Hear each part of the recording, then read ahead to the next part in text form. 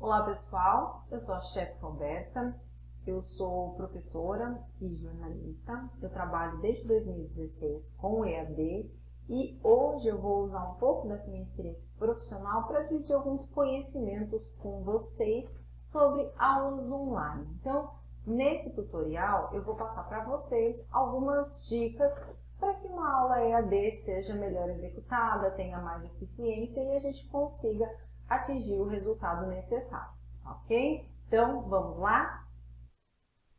Para a gente começar, eu vou mostrar uma apresentação do aplicativo chamado Prezi.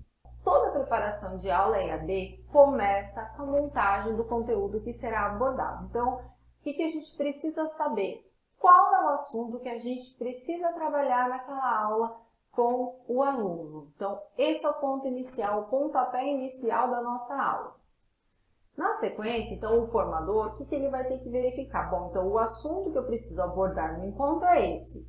Então, agora eu já sei que eu preciso falar sobre segurança nas práticas escoteiras. Então, o que eu vou fazer? Eu vou elaborar um roteiro para que essa aula realmente chegue no objetivo. Então, toda aula, dentro dos nossos cursos, essas aulas elas têm objetivos. E nós precisamos atingir esses objetivos. Então, para que a aula atinja o objetivo, a gente tem que elaborar um roteiro.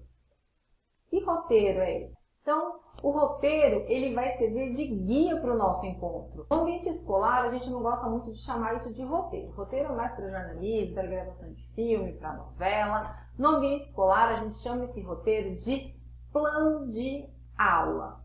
Mas o que é esse plano de aula? Eu acho que isso deve estar passando na mente de muitos de vocês, né? Então, é diferente de um plano de aula que eu montaria para um encontro presencial? Sim, ele tem esse plano de aula tem algumas diferenças. Esse documento é um pouco diferente. Então, agora eu vou mostrar para vocês uma sugestão de plano de aula que funciona bem para o ambiente virtual de aprendizagem, ok? Então, vamos lá.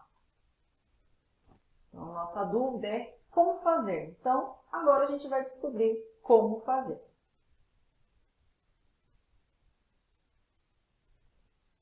Então, a primeira dica é divida a sua aula em 3 tempos, né? Então, você vai ter ali, né, com os escotistas, um tempo de 30 minutos para passar o seu conteúdo durante aquele curso. Então, divida esse seu tempo de 30 minutos em 3 tempos. No entanto, não precisa ser 10, 10 e 10, tá? Você tem aí a liberdade para definir como que você vai fazer essa disposição aí, essa equação aí do tempo, tá? Então, no primeiro momento, nesse primeiro tempo inicial, você vai abordar uma situação problema, ou seja, uma situação que gere uma discussão. Então, eu tenho que começar fazendo os meus alunos, no caso escotistas, refletirem sobre um problema que pode acontecer na nossa vivência escoteira, tá? Então, um exemplo aqui, olha só. Então, a gente vai pensar um pouquinho agora, né, com um exemplo prático que eu preparei aqui. Então, um exemplo, olha só, o João, que não era o primo daquela matilha, né, viu a Clarinha bagunçando e fazendo ali coisas que não deveriam naquele momento da bandeira. E aí, o que o Joãozinho fez? O Joãozinho foi lá e deu uma dura na Maria. Será que essa postura foi adequada? O Joãozinho agiu certo? Porque o Joãozinho não é primo e a gente estava na situação da bandeira. O que vocês acham que o Joãozinho deveria ter feito? Qual seria a postura adequada para o Joãozinho nessa situação? Aí você vai dar um tempo, os alunos vão responder, né? E aí você vai dizer, então, disso que vocês falaram, olha só, o que nós vamos abordar hoje é esse ponto aqui. Tudo que pode acontecer e o que não deve acontecer na hora da bandeira. Então, esse é o ponto que a gente desse ponto a gente vai partir para o assunto do dia, que é como se portar na hora da bandeira, né? Seja para o Lobinho, seja para o ramo escoteiro, sênior e também para o clube pioneiro. Então, você começa com uma vivência, com uma situação que pode acontecer em qualquer grupo escoteiro. E a partir disso, você vai para o próximo passo, que é o desenvolvimento. Então, o desenvolvimento é o segundo tempo. O que vai acontecer nesse segundo tempo? Você vai precisar abordar todos os tópicos previstos para aquela aula. Então, você vai sair da situação problema, vai avançar para o conteúdo que você realmente precisa tratar naquela aula. E aí sim, é a hora de você passar todo o conteúdo técnico que você precisa. De que forma? Falando um monte e deixando os alunos com sono do outro lado? Não, claro que não. É a hora de passar o conteúdo de forma dinâmica, clara, concisa, para que os alunos realmente fiquem com você até o final da sua aula. Afinal, 30 minutos já é um tempo bem curto, mas eu preciso que esse aluno esteja comigo até o final. Então, é muito importante que nesse segundo tempo você desenvolva os tópicos que você tem como meta para aquela aula, mas que você venha numa toada a partir da situação problema, porque aí você vai desenvolvendo uma linha de raciocínio de forma ativa com a turma, tá? E aí, a gente vai passar para um terceiro momento da aula aí, que é o terceiro tempo. Então, no terceiro tempo, o que você vai fazer? Você já vai estar caminhando para o final da sua aula. Então, no terceiro tempo, você vai verificar de forma ativa e interativa o nível do aprendizado do seu aluno. Ai, Roberta, eu vou fazer o quê? Eu vou colocar lá um formulário para ele ficar respondendo com um xizinho que ele vai me mandar por e-mail? Não, esquece, nada disso. A gente vai fazer uma dinâmica, ele nem vai perceber que aquilo é uma avaliação, ele vai perceber que aquilo é um game, uma interação, uma brincadeira, e dessa forma você vai conseguir mensurar o resultado da tua aula. Então, a gente daqui a pouquinho vai ver aqui no nosso curso, na nossa oficina, formas de fazer essa verificação do aprendizado de maneira divertida, né? Então, esse é um ponto bem importante aqui. Então, no terceiro tempo, você vai fazer essa avaliação, né? Então, esse é um ponto interessante para a gente pensar. Então, vamos seguir aqui. Quanto tempo? Olha, como eu disse, vai depender muito de aula para aula. Mas, se você não tem ideia nenhuma de como dividir o seu tempo, a dica que eu daria é a seguinte. Faz da seguinte forma, tá? Primeiro, você gasta 10 minutos, certo? Para trabalhar a situação, um problema de forma efetiva. Depois você gasta 15 minutos para fazer realmente o desenvolvimento do seu conteúdo e deixa os 5 minutos finais do seu tempo para fazer a atividade verificadora de aprendizagem, ok? Então, mas como eu disse, isso não é uma regra, isso é uma sugestão, caso você não saiba como organizar aí bem o seu tempo no primeiro momento. Depois eu tenho certeza que conforme as aulas forem desenvolvendo, você vai sentir aí o que funciona melhor para a sua turma, para aquele tema que você precisa trabalhar, tá ok? Então agora vamos seguir aqui. Então, metodologias ativas. E aí, aqui mais uma vez, a situação problema, né? Que você vai abordar então uma vivência, que vai gerar uma discussão. Aqui eu estou apresentando novamente para fixação o plano de aula. Depois você vai entrar com o desenvolvimento, com os tópicos relevantes para o encontro.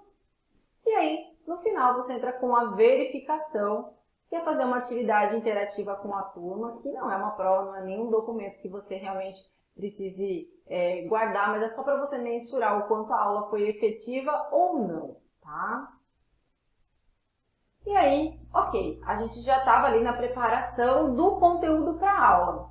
Só que essa aula não pode ser só falada.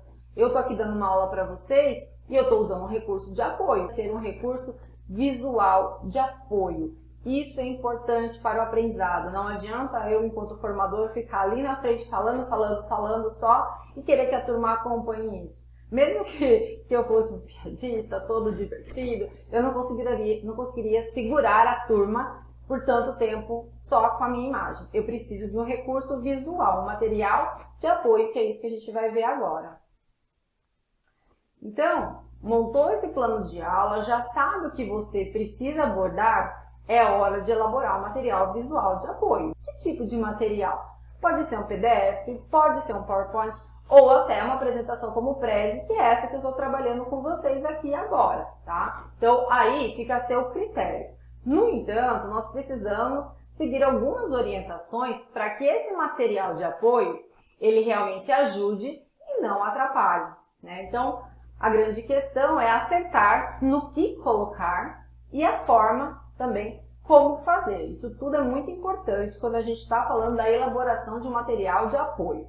Então, você tem que colocar nesse material de apoio as principais ideias que serão abordadas. São apenas tópicos para criar um guia visual. Vocês devem ter percebido até aqui que eu não lotei de texto em nenhum frame, nenhuma tela que eu mostrei para vocês. É sempre um conteúdo limpo, sem excesso de informação, porque é só para servir de roteiro para o aluno, porque o aluno ele precisa saber o que vai acontecer, ele precisa ter aí uma ideia do desenvolvimento da aula. Então esse material visual, ele funciona como um apoio muito importante para que o aluno saiba o que vai acontecer ao longo da aula. E caso tenha dúvida depois, eu também tenho que disponibilizar esse material para que ele possa consultar e lembrar dos tópicos abordados em sala. Então eu não tenho que encher de conteúdo, são ideias, ok?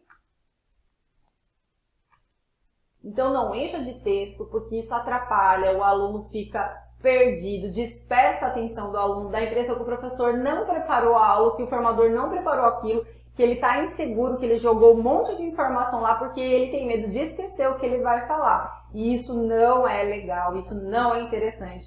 O estudante, né, o nosso escotista que está lá do outro lado tem que ter certeza, tem que ter segurança que o formador conhece aquele assunto a fundo. Então, você conhece aquele assunto com certeza, porque senão você não seria o formador que trabalharia esse tópico. Então você não precisa encher de informação, é só realmente um guia para que o aluno possa acompanhar. Então ensina no máximo duas frases de 2 linhas, 3 frases de 1 linha, muito próximo disso que eu estou apresentando para vocês. Tá? Não encha de conteúdo.